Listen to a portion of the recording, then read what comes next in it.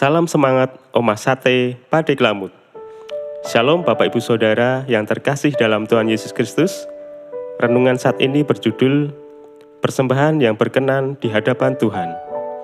Bacaan Alkitab diambil dari Matius 12 ayat 41 sampai 44. Yang demikian bunyinya. Persembahan seorang janda miskin. Pada suatu kali, Yesus duduk menghadapi peti persembahan dan memperhatikan bagaimana orang banyak memasukkan uang ke dalam peti itu. Banyak orang kaya memberi jumlah yang besar. Lalu datanglah seorang janda yang miskin, dan ia memasukkan 2 peser, yaitu 1 duit. Maka dipanggilnya murid-muridnya, dan berkata kepada mereka, "Aku berkata kepadamu, sesungguhnya janda miskin ini memberi lebih banyak daripada semua orang yang memasukkan uang ke dalam peti persembahan. Sebab mereka semua memberi dari kelimpahannya, tetapi janda ini memberi dari kekurangannya, semua yang ada padanya, yaitu seluruh nafkahnya." Bapak Ibu Saudara, pasti tidak asing dengan lagu rohani berjudul "Hidup Ini Adalah Kesempatan". Ya, lagu ini pernah tenar di kalangan umat Nasrani. Banyak yang suka menyanyikannya. Setiap kali kita merenungkan liriknya, kita akan merasa semangat untuk mempersembahkan diri kita bagi Tuhan. Namun demikian, mungkin ada beberapa dari kita yang belum memahami bagaimana memberikan persembahan yang berkenan bagi Tuhan. Saat ini, mari kita belajar hal penting dari kisah janda miskin di atas. Hal yang pertama, Tuhan tidak meminta dari apa yang tidak kita punyai. Ada orang yang merasa rendah diri atau merasa minder dengan apa yang dipersembahkannya dibandingkan dengan persembahan orang lain yang mungkin jauh lebih banyak. Atau sebaliknya, ada yang merasa tinggi hati, merasa sombong karena merasa memberikan persembahan yang jauh berlebih dibanding orang lain. Firman Tuhan di Injil Lukas 12 ayat 48b berkata, "Setiap orang yang kepadanya banyak diberi, daripadanya akan banyak dituntut. Dan kepada siapa yang banyak dipercayakan, daripadanya akan lebih banyak lagi dituntut." Tuhan merasa senang dengan 2 keping uang receh yang dipersembahkan oleh janda miskin tadi, karena memang hanya itulah yang dia miliki.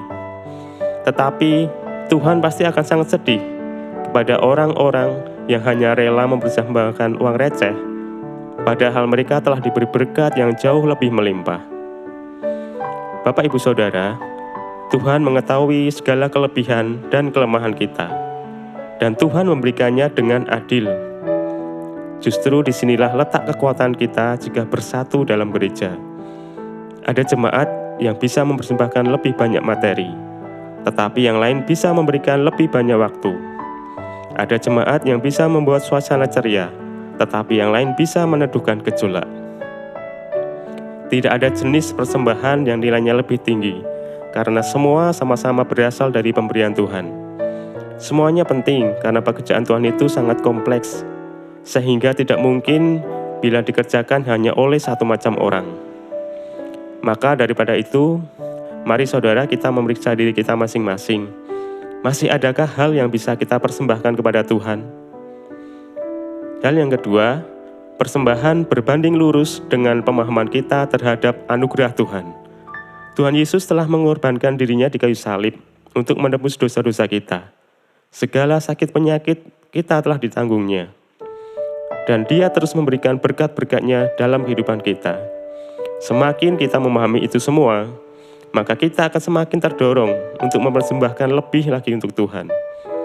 Perasaan bersyukur inilah yang membuat janda itu rela mempersembahkan seluruh kepunyaannya, padahal dia begitu miskin.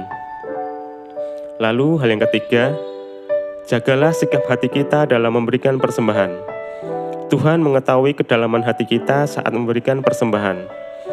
Di ayat 41 dalam bacaan Markus tadi berkata, Tuhan Yesus memperhatikan bagaimana orang banyak memasukkan uang ke dalam peti. Jadi hendaknya kita mengaturkan persembahan dengan hati yang tulus ikhlas, dengan hati yang penuh sukacita, dengan hati penuh rasa damai. Karena Tuhan menengok isi hati kita semua. Amin. Mari kita berdoa. Tuhan Yesus yang baik, terima kasih untuk setiap kemurahan hati-Mu dalam kehidupan kami. Kami bersyukur atas karya penyelamatan-Mu, atas berkat-berkat-Mu, dan untuk setiap apa yang kami miliki. Ajarlah kami memberikan persembahan yang terbaik untuk-Mu, seperti janda miskin yang telah memberikan segala yang dimilikinya. Ajar kami untuk mempersembahkan tidak hanya materi, namun juga waktu, tenaga, dan seluruh kehidupan kami. Dalam nama Tuhan Yesus Kristus kami berdoa. Amin. Demikian renungan Omah Sate Padeklamut saat ini.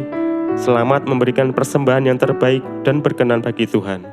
Selamat beraktivitas. Tuhan Yesus memberkati.